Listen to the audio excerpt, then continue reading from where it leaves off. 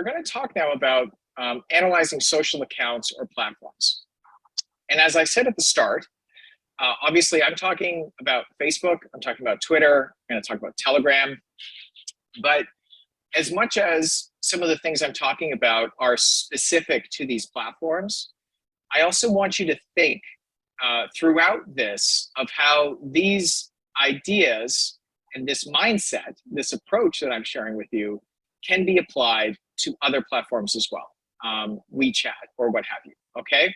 There are certain things about social platforms that are consistent across them. They all have little differences with each other, but there are certain fundamental approaches that can still work. You know, like I'm gonna talk about Facebook groups, and I know they're not exactly the same as WeChat groups, but you know, there can be some overlap in the approaches. So just keep that in mind, even if you're saying, you know what, I don't look at Twitter a lot, I don't look at Facebook a lot, you still may find some helpful approaches.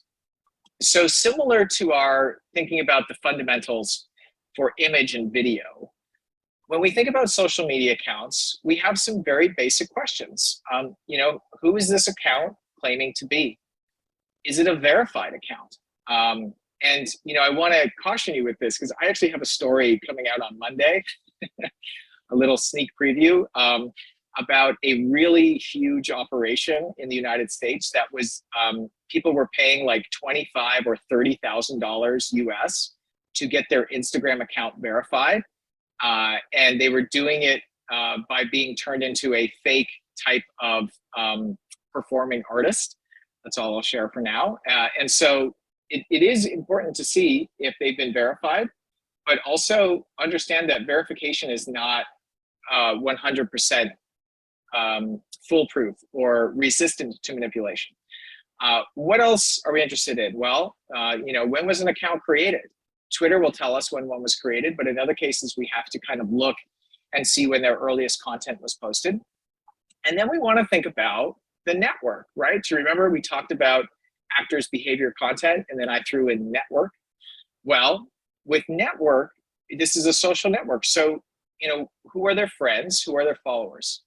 What kinds of accounts do they interact with? Who are they replying to and having conversations with? What is the content that they're sharing? What is their behavior? Are they constantly replying to people? Are they liking tons of content? Are they sharing tons of content from the same websites? Actors' behavior content. This is where we're applying this even more here, right? So these are some of the things we're thinking about because we think a lot. More than we use tools, more than we analyze data, we think. We think about what we're seeing, all right? Here's our friend Billy Murphy. You remember him? So we already know that Billy's photo is kind of fake, right? We know that it is not a journalist named Billy Murphy. It is a stock photo that you can download for free and has been used on a lot of different websites. But in addition to that, you know, we want to figure out, okay, so this is an account using kind of a fake photo. What is the purpose of this account, right? When we think about manipulation campaigns, we have to think about the goal. What are they trying to achieve? Are they just trying to, you know, get people angry? Are they trying to support a particular politician or point of view? Are they trying to undermine or criticize a particular person or political party? Are they there to promote certain types of content?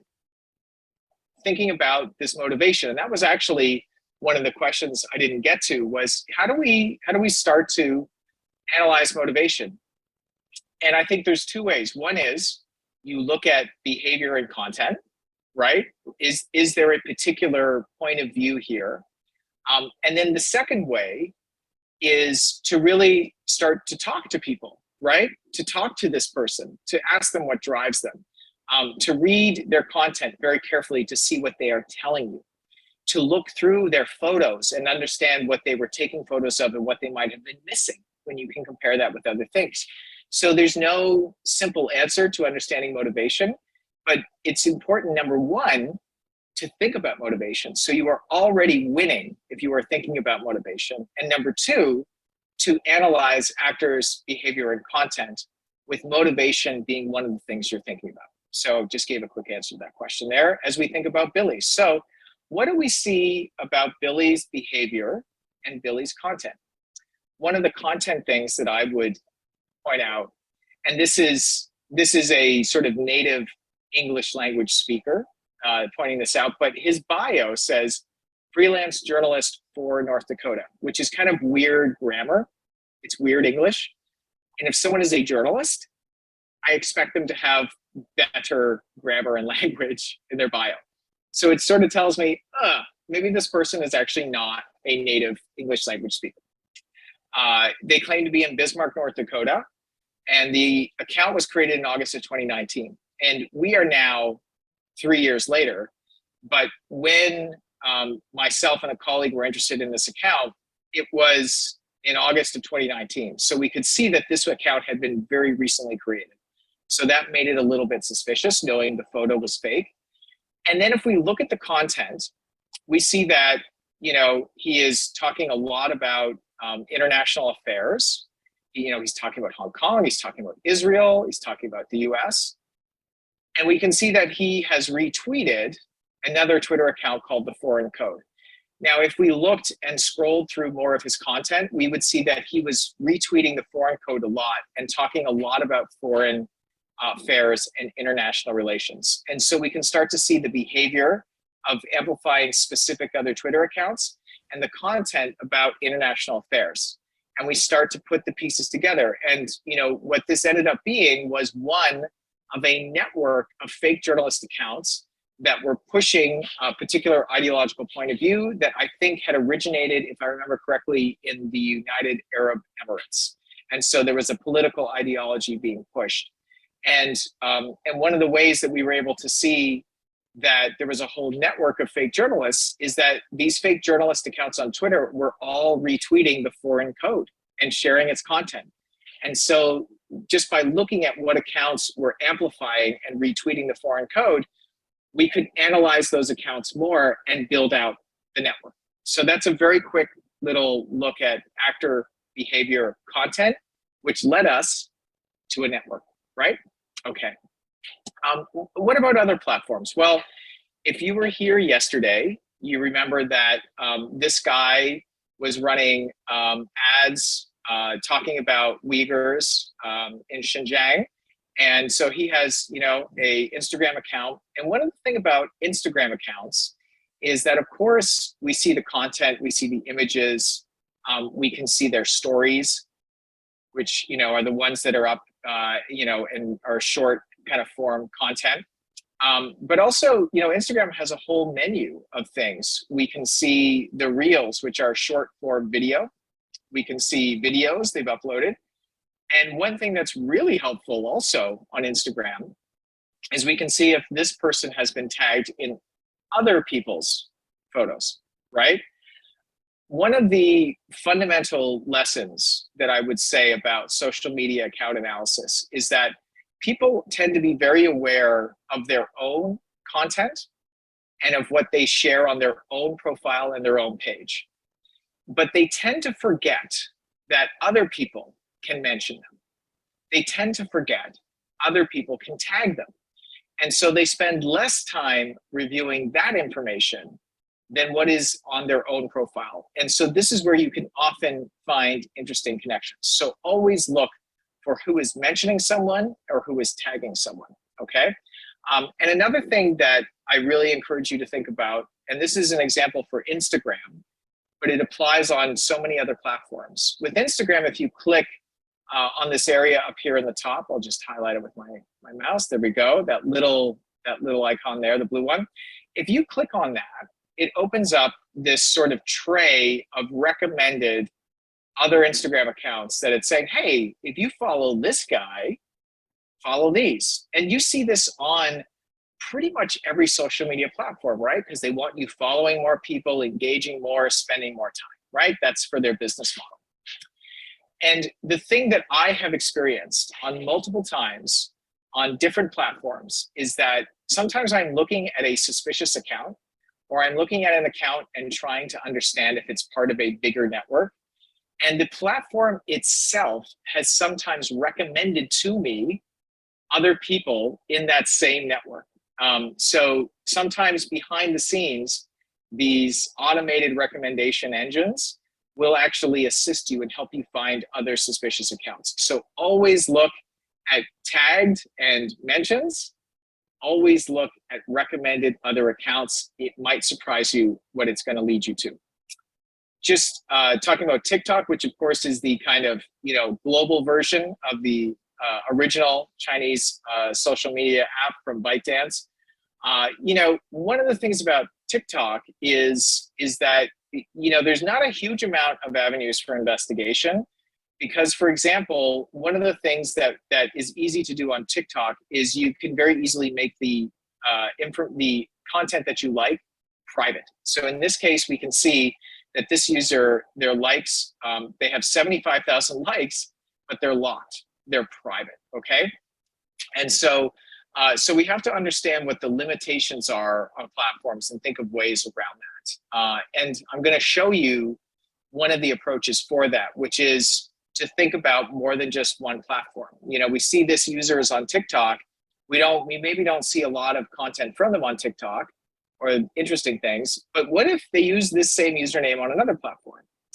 How would we find that out? Well, I'm going to show you that in a moment. But before I get to that tool, I just want to note two things for Instagram and for TikTok.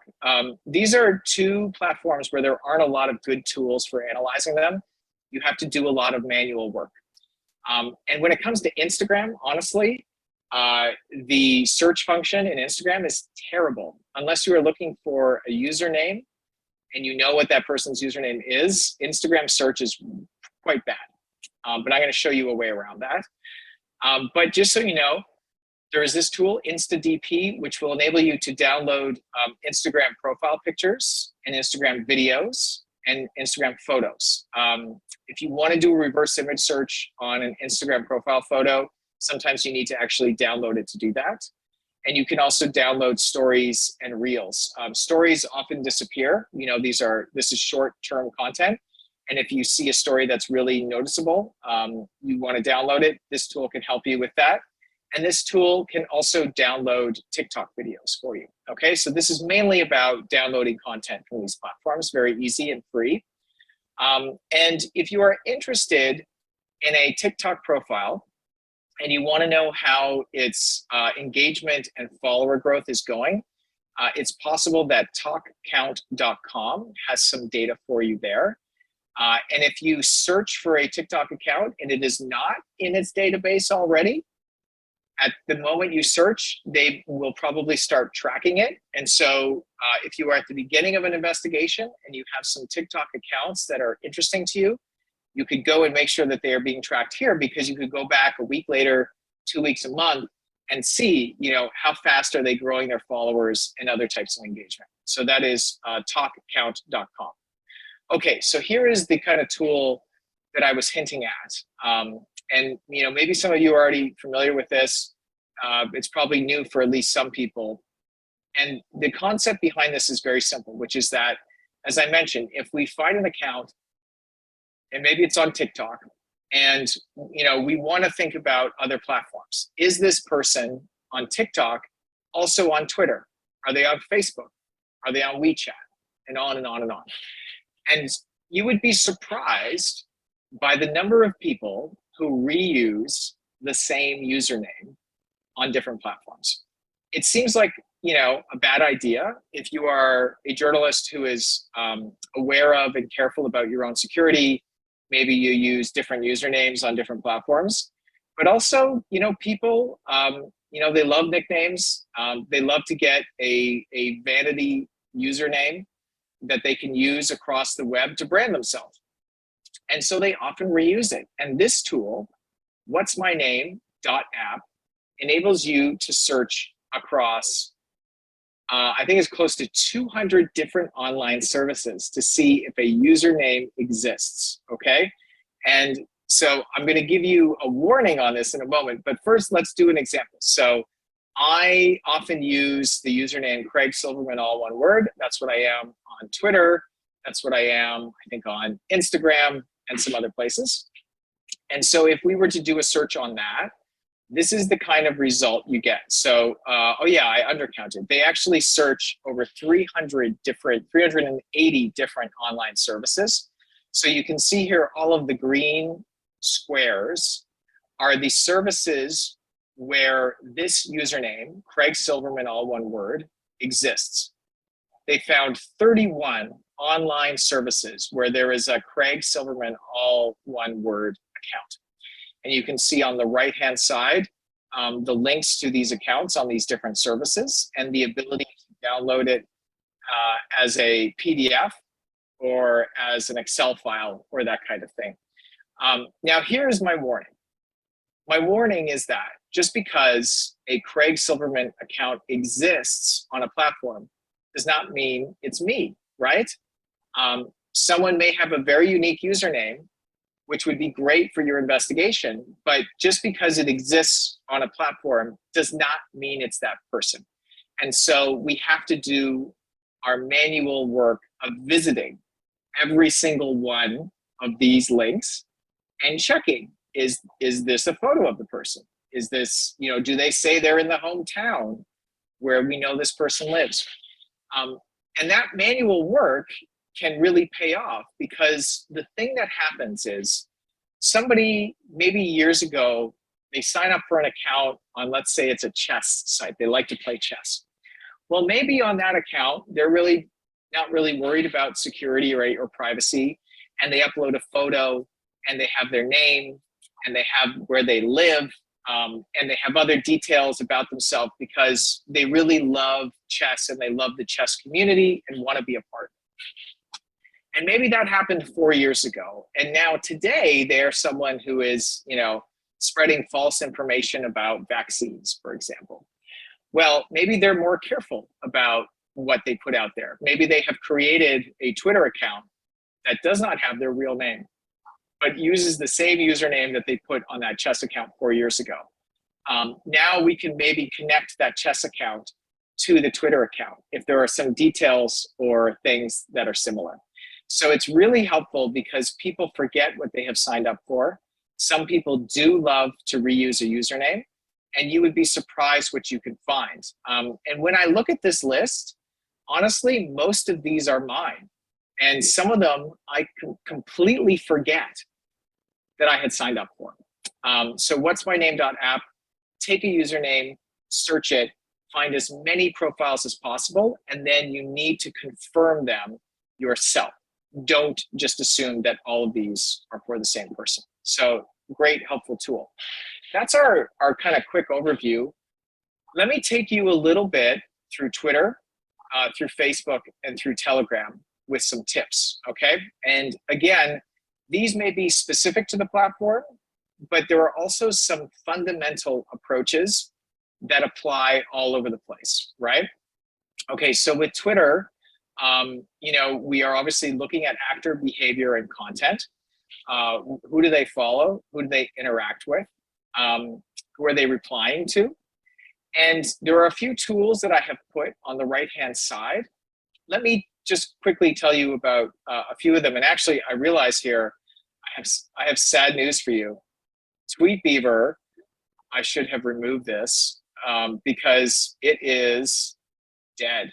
Look at this. Oh, it hurts me to have to kill Tweetbeaver. This was a wonderful set of tools that were really easy to pull data from Twitter, and the person who ran the site, they're just not doing it anymore. So I'm sorry, that's my update, sad news. Let's talk about the other two categories. So Follow.me and accountanalysis.app. If you have a Twitter account and you're interested in, which Twitter accounts do they talk to the most? What hashtags do they tweet? What tools do they use to tweet? Are they tweeting from a phone or from the web?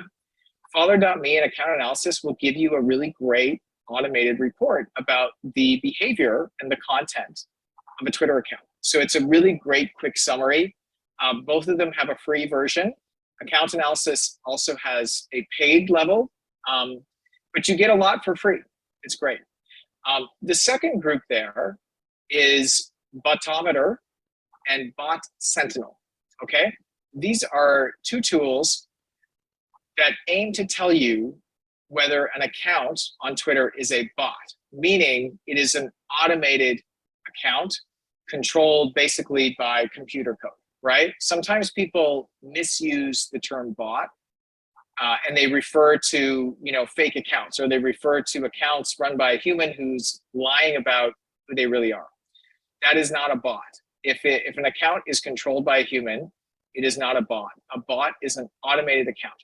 Now, these are tools that can be helpful in helping you get an indication, a suspicion level of whether an account could be automated. But you should never write a story saying that this account is a bot because Botometer gave it a very high bot score. So it is a tool that helps you in your thinking and your decision making. It does not make a decision for you. Very important. Okay, so here is an example I want to do, starting on Twitter and continuing through Facebook. And this is an example where it is one of these approaches that it doesn't matter about Twitter, it doesn't matter whether it's on Facebook. This is about how you think about analyzing accounts. So in this case, we have a Twitter account that is protected, okay? She has locked her account, which means I can't see any of her tweets.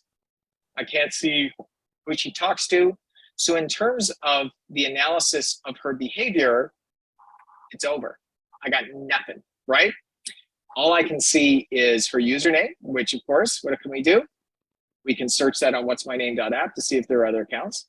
And of course, she's also helping us. She's saying she's in Michigan and she's affiliated with Schoolhouse Montessori, and she claims to be an educator. So that's, still pretty good content and indicators for us. But, it'd be really nice to know what she says and what she tweets, but she has locked it. And so we don't have access to that. So you remember before I talked about how people are very careful about what they post and what they say, but they don't spend as much attention on other people talking about them or other people tagging them. And so here is how we take that knowledge and we put it to use. So she has a protected account. We can't see what Tyla is saying, but we can see what other people are saying to Tyla, right? So here's what we do. We do a search on Twitter with /, her username, Tyla Butterfly. And this gives us results. You can see what I highlighted there. This gives us results where people are speaking to her account. She can't hide these tweets. She can't control what other people say to her or about her. And so what we get is a window into the kinds of interactions that are happening there on Twitter. She can lock her account, but we go around, right? We find a side door. We find a side way in. And this is true for every platform. Someone locks content, someone doesn't share a lot of content. How can you find other avenues in? And this is one way to think about that, right? We're not using tools, we're using our minds and some creativity. And what's interesting is one of these tweets is a letter that Tyla sent to parents at her school that at least one parent was very, very upset about, right? So now all of a sudden we've gone from having zero content to actually having what appears to be someone who is a parent of a child at her school. So now we have found a human source just by doing this kind of move to the side, go lateral approach. All right, so let's continue with Tyla. We're now going to Facebook. So we found Tyla on Twitter. We want to see if she's on Facebook, and we want to see what else we can find about her and what's going on with this school she's running. So we go to Facebook and we put Tyla Wells, obviously in the Facebook search bar up here. There's Tyla, hello, how are you? And we get some results here that we see in the middle. And, none of these people results match the photo that we saw on Twitter, right? And a bunch of them don't even have a photo and don't say anything about location.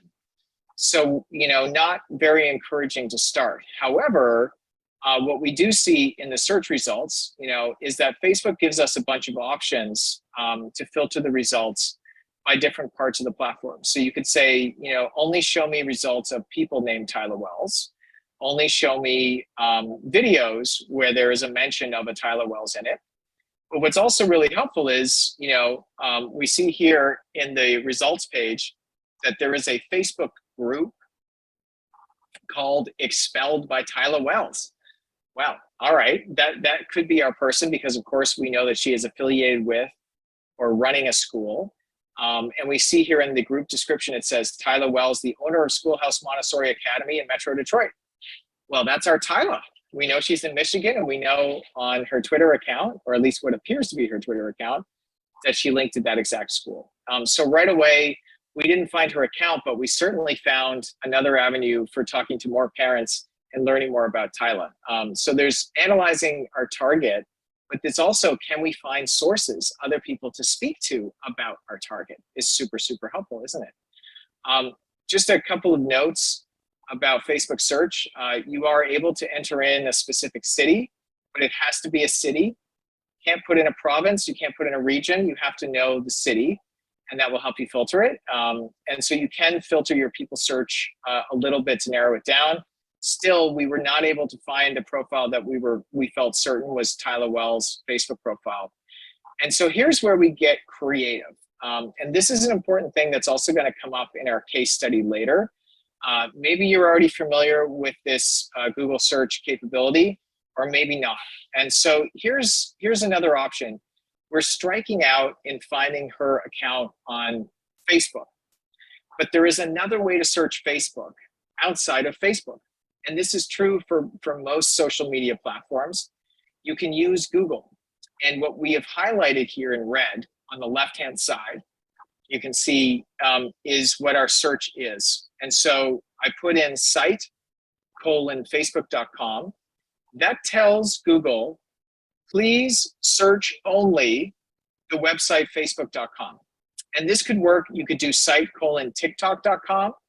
I really strongly encourage you to do this for Instagram, because as I said before, Instagram search is not very good. So if you do site:instagram.com, and then you can put in your keywords. And so we want Tyla Wells, in quotes, in Michigan. So again, the lesson here is for social media platforms or any website you're interested in, if you enter into Google site: and the website or social platform you're interested in, you can get results from that platform. So search on Facebook, but also search Facebook using Google. Do both, okay? And we get a hit. We see here the top result was a Facebook account in the name of Tyla Wells with no photo. We'd seen a few of those, posting to the Schoolhouse Montessori Academy page saying, another outstanding summer at Schoolhouse Montessori. So there's a pretty good chance that this is the Tyla Wells we're interested in. We know that she works at or owns this school. Here she is, someone with her name posting to the school's Facebook page, talking, praising the school. There's a decent chance this is our Tyla Wells. And we didn't find her by searching on Facebook. We found her by using Google to search Facebook. So here's our Tyla Wells account. We hit our roadblock again, didn't we? So she's got a Facebook account that's similar to her Twitter account. She has basically said, oh, you want to see my content? In tough luck, you're not going to see my content, okay? And one of the trends you may have noticed on Facebook is that people's profiles tend to have less content than maybe they did a few years ago. For privacy, Facebook has been doing better in making it easier for users to restrict the content and make content private. And so that's good for personal privacy. It's bad for journalists trying to analyze the content of people we're interested in, right? We talked a little bit about this tension between privacy and investigation yesterday. But Tyla hasn't locked down everything on her profile. And so just like we had this concept of, oh, you lock your Twitter content, we look for content about you on Twitter. She locked her Facebook content, but she has friends that are open. And so a simple rule for any social platform is if their friends are open and public and you're trying to understand more about this person, one of the first things that you want to do is look for people who have the same last name. Maybe they are family, right? And maybe Tyla doesn't have any content on her Facebook profile, but maybe her sister posts all kinds of photos of Tyla, right? Same kind of principle. People pay attention to their own profile. They pay less attention to what other people are saying about them. And it's true on Twitter, it's true on Facebook, it's true on other platforms as well. One last tip on a Facebook profile. Facebook now allows you to search a profile. So if you are looking to see if they have ever posted about, vaccines or posted about the election, it's really fast for you to do that instead of having to scroll through all their content. But here's a little tip on this. If you actually put in the person's name as your search, it will pull up posts from other people talking about them. So similar to the Twitter search, we've now got at least 2 posts from people who know Tyla who ended up posting photos with Tyla in them. So we got to see more photos of Tyla and got to know people who might actually be friends or family or colleagues of hers. So we get content, but we also get connections, other profiles we can look at. And you also see on the bottom there that same post from the Schoolhouse Montessori Academy. So a few lessons there around different ways of searching on social platforms and using Google to search them. The idea of hitting a roadblock, hitting a barrier, but being creative and moving around it, because we know that people pay attention to their own content the most and forget where they are being tagged and forget where they are being mentioned. Always keep that in mind. It's not just about Facebook. Okay, here's a little preview of the Facebook page that I'm going to talk to you about in our case study, and just some tips when you are analyzing Facebook pages. I'm mentioning here that just like I said with Twitter and Instagram, you look for the related accounts that the social media platform is giving you. With Facebook pages, Facebook will recommend other related pages. And I can tell you, there have been times where I'm looking at a scam page and I'm recommended more scam pages. And so it's very useful like that. We want to look at content. What is the page sharing? Is it the same website over and over again? If you remember yesterday, we saw patterns where Facebook pages were sharing the same website over and over again, and there was a connection between them. And one other thing that people sometimes forget is if you're trying to figure out who might be connected to a Facebook page, maybe who the manager is, right? One of the things that I like to do is I like to go to the very first profile photo that was uploaded for the page. And I go and I look and see who has liked or commented on that photo. Because if I set up a brand new page and put up a profile photo, it's possible I may like that profile photo. I may comment on it to try and start to generate some engagement. It's not guaranteed that whoever interacts with that first profile photo is affiliated with the page, but they might be. So it's another way to find potentially interesting accounts. But the thing that is most important here, which I have highlighted in red, is that every Facebook page now has what is called the page transparency box, okay? And I'm going to show you more detail about that in the case study. But the number one thing you always need to do with every Facebook page is click on the page transparency box, because it will tell you when the page was created. It will tell you if that page is running ads and a bunch of other really useful information. Okay, so we've done Facebook account, we've done Facebook page. Let's talk quickly about Facebook groups, and then we'll talk about Telegram, and we'll take a break very soon. As with other platforms, there are different types of groups on Facebook. You can have a public group where all the content is public and you can read it without joining the group. There can also be private groups where you have to request to be added, and only once you have been added can you see the content and interact with people. And different news organizations have different rules about whether you can join private groups, with a fake account or a fake name. So this is something to make sure you know your newsroom's rules. When it comes to Facebook groups, similar to finding someone, you can do your native search and filter it by groups, but you don't only want to do that. For example, when you search for terms like vax and freedom, which should bring up groups that are anti-vaccine typically, Facebook is filtering the results to only show you pro-vaccine content, which is good for the overall information quality for people on Facebook. It's bad if you're actually trying to find anti-vaccine Facebook groups for you to be watching and joining and monitoring.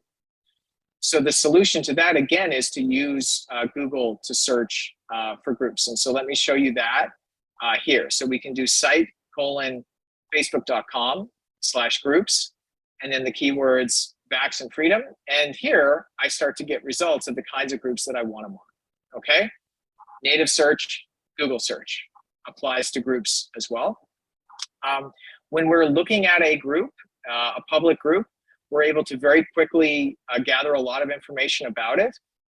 So, you know, the about section of a group that's public will tell you when it was created. When you look at the members section of a group, it's going to tell you who the moderators are, how many members there are. And so right away, you could start to learn more about the people who are running this group, the moderators, right? And in a public group, all of this is available to you without even joining. Of course, the discussion tab is really important because we are looking at the actors. So who are the moderators, who are the members? We are looking at content, which is what's here in the discussion group. And just to give you a sense of, for me, with Facebook groups, if I'm interested in monitoring Facebook groups on a topic, I want to find as many groups as I can and start looking in them. And I want to look at, you know, which accounts are posting the most frequently and watching those, what kind of behavior they have. Are they spamming links all the time? And then the content. And so here's an example of the kinds of ways you can start with just one group and start to expand the things you're finding. So here's this one group. I see this one account here who is sharing a lot of websites, okay? So right away, I'm starting to build a list of the websites being shared. And then what's really helpful is this account also shares content from other similar groups into this one. And so we see that, you know, they reshare a post from this other group called Awakening World, and that also has a URL in it. So I've got now another group and another website that I can start to pay attention to and monitor. And we can see that, you know, that group has almost 1,000 members. We can see it's public, we can join it.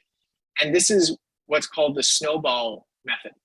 And this is what I'm going to show you in the case study, where you start with one thing and you start to build it, right? You start with one group and you find other groups, you find other users, you find other websites. And eventually you start with it, you end up getting a very big list and a sense of what this network and this community looks like and represents. Okay, so last quick thing here is Telegram. Telegram has become more and more popular among far-right and extremist groups who are being kicked off of the big kind of Western platforms like Facebook, like Twitter. They're going to Telegram because Telegram does very little moderation of content. You can post crazy stuff and stay on Telegram. So it's helpful for monitoring extremist groups. Obviously, with Russia's war on Ukraine, it's a Russian company originally. It's very popular among Russians. It's very popular among Ukrainians. Has been tremendous for tracking that conflict. When you are going to install Telegram, please do it from the Telegram website. That tool has better functionality than the apps you might get from downloading it in the App Store on Apple or Android, okay? You know, on Telegram, you can have one-to-one chat between people. You can also have groups where lots of people can join and all post. And then you also have channels, which is, you know, people who've set up a channel, people can follow it. And then, you know, basically just interact with the content. And so a channel is kind of like a Facebook page, or it can be like, you know, a public, you know, WeChat page. And so that is often the one that people are sort of monitoring the most in a lot of ways. When you have the Telegram app installed, you can search for channels to follow and accounts to follow. It has a native search option, but it tends to work best when you know the name of the channel you're looking for, right? And so how then do we discover lots of Telegram channels that we might want to monitor? Well, you know, again, we can use Google search to do this. So this site :operator is getting a big workout from us, isn't it? And in this case, we do site :t.me / and then the sort of wildcard star there. And in this case, if we were looking for, you know, Telegram channels about the war on Ukraine, here is a sample search with keywords like Donbass or Kyiv or Ukraine, or we've got the Russian flag emoji. Did you know that in Google search, you can search by emoji? You can. Isn't that exciting? And that also, you can do similar searches on Twitter. So we can do t.me and, you know, the Russian flag emoji, the Ukrainian flag emoji. These kinds of searches will help us find more Telegram channels. So this is how we start to build that network for monitoring.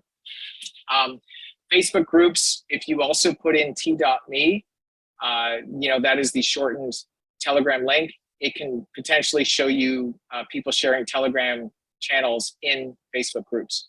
So this is where we can find we can use one social network to find examples on another social network. Again, this is why we think cross-platform, right?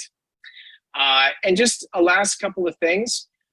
This website, tgstat.com, has created catalogs, lists of Telegram channels related to different countries. They are very good when it comes to Eastern Europe, to Russia, that region. Less good in other parts of the world, but you never know what you might find for Taiwan and Mongolia and other regions of interest for you. But TGStat is also really helpful for getting an analysis of a channel. So here is a big kind of pro-Russia news aggregator. And this is the kind of data that you can get from tgstat.com about a Telegram channel. We can see, you know, data about interactions with this content, but we can also see which channels are mentioning this Slava channel and also the channels that Slava is mentioning. And that, again, is an example of a network. We can see who mentions him, who he mentions. We can start to add all of those to our Telegram app. And pretty soon we go from just one channel, Slava, to 10, 15, 20 of others that are all part of this kind of pro-Russia war narrative. And I'm just gonna skip to let you know that you can actually download content from Telegram.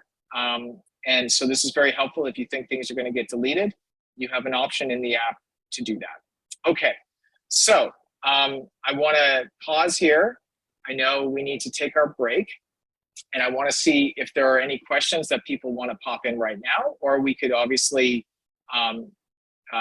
see this and take our break and see if there are other options that there are available. So if you have a question, you can drop it in the chat, and I can address it now. And also we can collect them over the break. So feel free to go ahead. I'm going to take a quick drink of water here and see if anybody has a question right away. Okay, great question from Summer. So what does t.me mean? Good question. I sort of went kind of fast over this. So when someone shares a Telegram link, it is shortened to t.me. So for example, if you noticed, you know, when I shared the link to today's slides, it was a link that went bit.ly. So let me actually just pull it up here. We'll go back to the very start. Here we go. Today's slides, right? It was bit.ly. So I had a much longer Google link, but it was shortened with the service I used to bit.ly, and then I created a special link. So when Telegram links are shared, links to channels, links to accounts, when they get shared online, they're automatically shortened to begin t.me. So any URL, any link that begins t.me is going to take you to something on Telegram.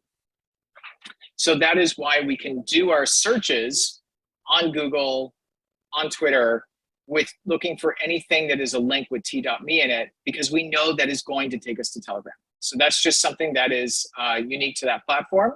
And then we can exploit that in order to, you know, find additional stuff. So I hope that answers it, your question on that.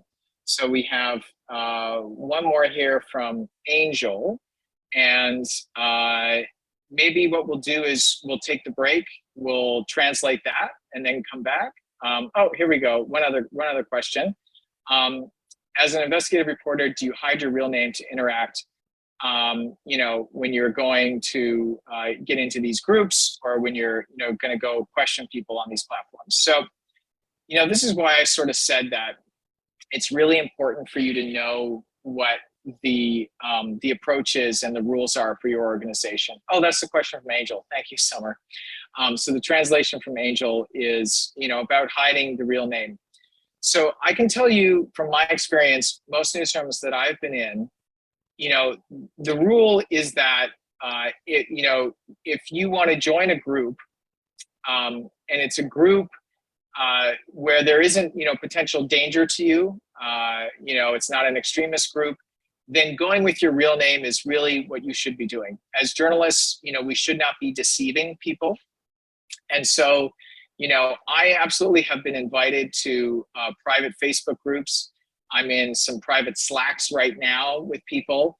And when I get in there, what I often do, again, if it's a group where I don't think there's a security risk to me, I will introduce myself. I will say, I'm a journalist. I'm here, I'm joining this group. Why? Here's why. Here's what I'm interested in. Here's what I'm working on. And here's what I'm hoping, to do in this group. I'm hoping to learn. I'm hoping to talk to people. And the thing that I often will say right away as well is that everything that is in this group, I consider to be off the record, and I will not take content from you and publish it, okay? And I think this is really important in certain contexts, because if you're trying to get sources and build trust, you want to come in and be clear who you are and what your intentions are, and also to assure them that you're not just there to grab things they're saying, because people who are in a private group, they have a certain expectation of privacy, okay? Now, where are there cases where I would not do that? Well, if we're talking about an extremist group where, where there is a safety risk to you, and the only way you can get in there is to conceal who you are, there are some newsrooms who simply will not let you do that. There are some newsrooms who will say, instead of you going in and lying about being a journalist, you need to find someone who is already in there who will share the information with you. And so a lot of newsrooms will absolutely not let you lie to people in order to get in. But in some cases, they will be okay if you have kind of a fake account with not your real name. If you use that to join groups and to look at them, but you are not interviewing people, you are not interacting with people. And if to join the group, you don't have to answer questions. A lot of groups that are private will ask you questions before letting you in. And a lot of newsrooms do not allow you to lie in those questions. So look, personally, I don't do a lot of it where I do anything other than my real name. But that being said, with Telegram and with Facebook, if it is a public channel or a public group, you do not need to join. You do not need to identify yourself. The content is open. It is public for you to look at. And so it's there for you. If you are, however, joining a private space and a private group, you should talk to your editor, and you should think about what the rules are in your newsroom. And also, finally, what the expectation of privacy is for the people in that group. So don't just think about what you need as a journalist, also think about them and their own personal needs. All right, so I think it's time to take a break. What do you want to say, Summer?